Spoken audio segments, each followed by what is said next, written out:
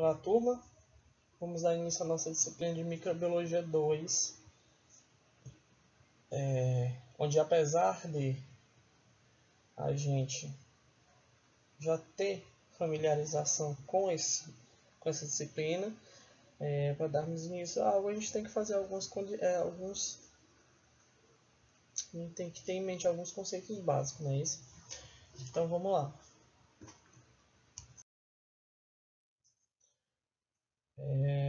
Toda a estrutura microscópica, ela se dá a partir da visualização dos tamanhos, né? Digamos, o que é uma cianobactéria? É a maior, é a cianobactéria, né? Dessas formas vivas.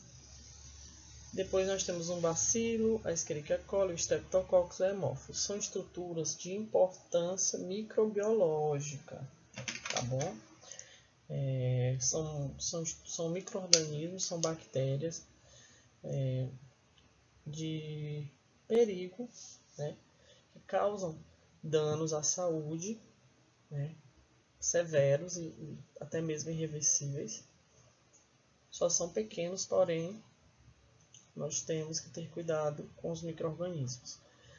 A gente tem que estudar as estruturas desses organismos justamente por isso, para entender como é o seu mecanismo de defesa deles, o mecanismo de replicação, o mecanismo de proliferação, de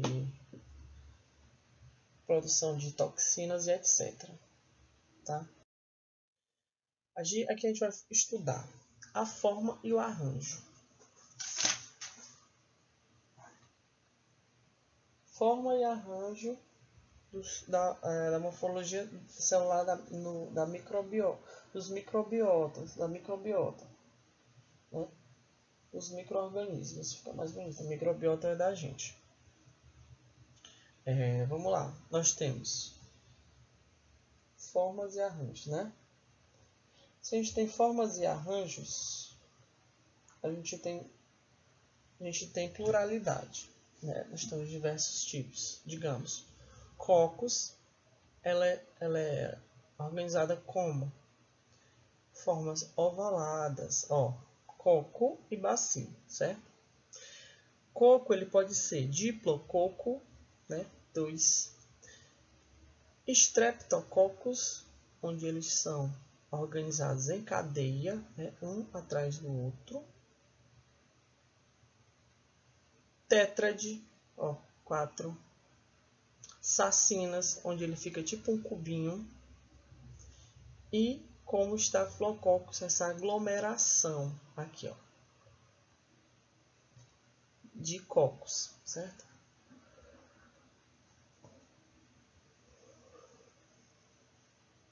Tá, professor. E o bacilo? O bacilo é diferente da forma de coco, porque ele já era uma forma cilíndrica, tá? Ele pode ser de 4 tipos. Ele pode ser um bacilo solto, bacilo único, diplobacillus, streptobacillus ou cocobacilo, né? Então, vocês podem ver aqui, Como vocês podem ver aqui, tem os dois. Tanto o Streptococcus quanto o Streptobacillus. A diferença é que um é de forma ovalada e a outra é de forma cilíndrica. Como vocês podem ver aqui, são enfileirados, porém a forma cilíndrica, uma atrás da outra. Aqui não. São bolinhas uma atrás da outra. Tá? Coccobacillus é uma forma diferente. É como se fosse um bacilo, só que esse bacilo tivesse sido cortado pela metade, né?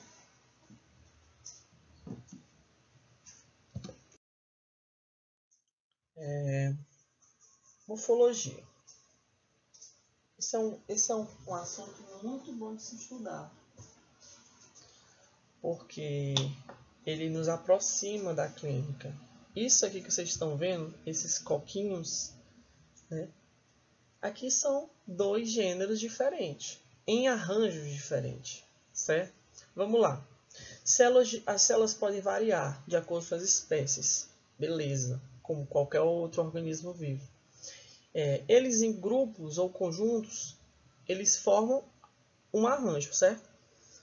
O arranjo, quando eu falo de arranjo, é o quê? A característica que vai determinar o gênero de bactéria. Quando que eu sei que é um Streptococcus? Olha, o que a gente viu ali passado, ó. Streptococcus, aqui é um atrás do outro, tá? Gênero. Isso aqui significa o gênero. Streptococcus sp. E aqui é Staphylococcus sp. Tá, professor? Mas qual a diferença? O arranjo, gente. O arranjo aqui está em Streptococcus, um fileira atrás da outra. E aqui em cachos de uva. Tá vendo que se assemelha a um cachinho de uva? Ó. Se você pegar qualquer lugar aqui, ele vai formar um cachinho de uva. Tá bom? Eles se coram em que cor? Roxo. Roxo. É a coloração dessas espécies. Tanto dessa quanto dessa. Por quê? Porque são colorados em roxo? Porque são cocos gram-positivos. Gram-positivos. Cocos gram-positivos se coram em roxo, certo? E, professor, e o bacilo? Bacilo a gente vai ver também mais adiante, quando a gente vai falando de bacilo. Beleza?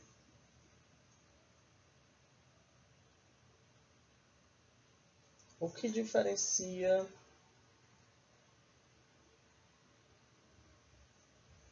o Streptococcus e Staphylococcus? Questão de prova. Vocês vão me dizer. Tá aí o que eu acabei de falar, né? O gênero, o arranjo, tá tudo bonitinho. Do jeitinho que eu falei. Não entendeu? Volta a aula e assiste novamente para aprender. Tá, professor, mas vamos lá agora na parede celular. Qual a função da parede celular? Função da parede celular. Qual é? Vai querer proteção? Estrutura complexa, semi-rígida, que conforma a forma da célula. Ela é o que dá estrutura à célula. Vocês podem ver aqui no cantinho, ó. Atentem. Isso aqui, ó, tá vendo?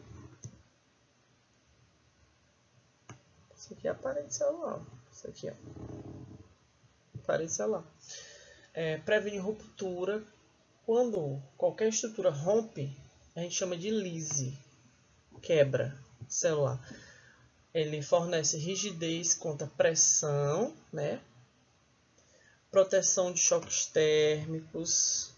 É essencial para o crescimento e divisão da célula. A importância clínica e taxonômica para a gente poder saber qual nome que nome tem aquela bactéria, aquela estrutura. E ela pode ser visualizada em microscopia eletrônica, tá? Bom, falei agora há pouco de duas estruturas, dois tipos de micro-organismos. Bactérias gram-positivas e bactérias gram-negativas, não foi isso? Sim, senhor. Na figura A, a gente tem a gram-positiva. Ela é composta de quê? De um peptidoglicano, essa aqui, camada de peptidoglicano, essa linda camada aqui, ó, vocês podem ver. A membrana, beleza? Beleza. E a gram-negativa aqui, ó, tem a camada de peptidoglicano, ela é muito fina. Olha, vocês podem ver que ela é super fina, né? Desculpa, foi sem querer. Isso aqui. A coordenação motora do professor perfeita, né?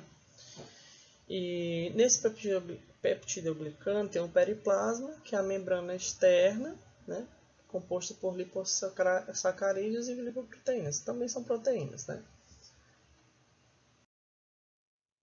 Aqui é uma forma mais didática da gente estudar a parede. Então, a da gram-positiva, que se cora em que cor mesmo? Ó, que cor é essa aqui? Roxo, né? Roxo. Que cora em roxo. quais são os componentes dele? Muitas camadas de peptidoglicano, muitas camadas, tá vendo? Ó? Uma embaixo da outra aqui, várias camadas, né? Tem muito ácido teitóico e lipoteitóico, que é onde eles correspondem à especificidade antigênica da parede, né? Onde vai tornar fácil a gente identificar aquele tipo de micro-organismo. Então, são esses ácidos teicoicos que vão nos dizer que tipo de bactéria é aquela, qual a especificidade dela, qual a função, de onde veio, tudo isso. Tá? E a gram-negativa? Ela tem uma membrana externa, que ela é permeável a pequenas moléculas pela presença de porina. Né? Porina permite a passagem das moléculas. Ela tem propriedade tóxica, né? E também é composto por polissacarídeos O, que são tidos como antígenos, né? E são para diferenciar os gram-negativos. Certo, gente? Essa mesmo. Isso. Membrana citoplasmática dos procariotos. Tá? É basicamente aquela questão que tem os ácidos graxos, que as perninhas dele, cabecinha, né? Onde essa parte externa eu disse que é a externa hidrofílica, que está aqui fora do meio extracelular, tem contato com os meios hidrofílicos, né, da água. E dentro é hidrofóbico, por isso que eles não se repelem, né? Composto por glicerol, fosfato e água. Beleza? Essas cabecinhas aqui, ó. Aqui é o meio onde tem a água. Aqui são os grupos fosfato, e aqui as cabecinhas de glicerol. Né? Cada bactéria possui o que a gente chama de opanol, né? Que substitui o esterol das membranas dos eucariotos, e algumas dessas bactérias possuem dobras internas, né? Que se localizam as enzimas. Aí. Bom, a questão que eu vou passar agora para vocês vão lá no questionário da disciplina, vai ter assim, microbiologia 2, atividade complementar referente ao dia 30 de abril de 2020. Vocês vão saber que é essa atividade para vocês colocarem lá, tá bom? Beleza?